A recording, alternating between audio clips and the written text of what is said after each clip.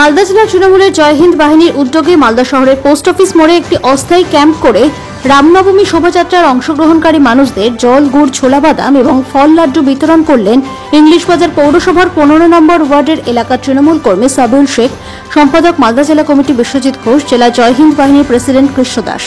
তারা জানান, এখানে আমরা হিন্দু এবং মুসলিম উভয় একসাথে হয়ে প্রায় 50,000 শোভাযাত্রায় হাঁটা মানুষকে পরিষেবা প্রদান করলাম। আগামী বছরে অভিষেক ব্যানার্জির অনুপ্রেরণায় আরও বিশেষ পরিষেবা প্রদান করব।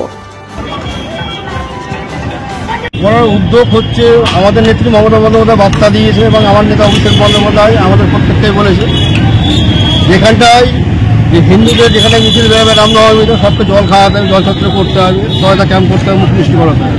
যে প্রত্যেক জায়গায় আমরা করছি। আমাদের এই ক্যাম্পে মুসলিমরাও বসেছিল। এটাই বার্তা হচ্ছে যে আমাদের এখানটায় রাম ও রহিম ঘরে ঘরে বাস করে। এখানে মুসলিম আর হিন্দুর মধ্যে কোনো ভেদাভেদ নাই।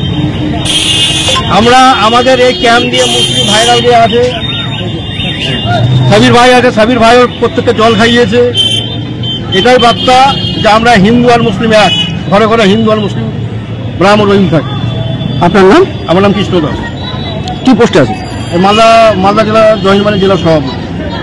পাথর ছাড়াই প্রতিকার সম্ভব। মালদার প্রাচীনতম ভৃগু বংশ জ্যোতিষী পণ্ডিত এস শাস্ত্রী।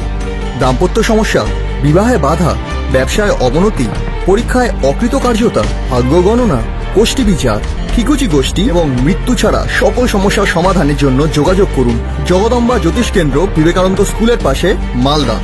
মোবাইল 09730278332 অথবা 09332056956।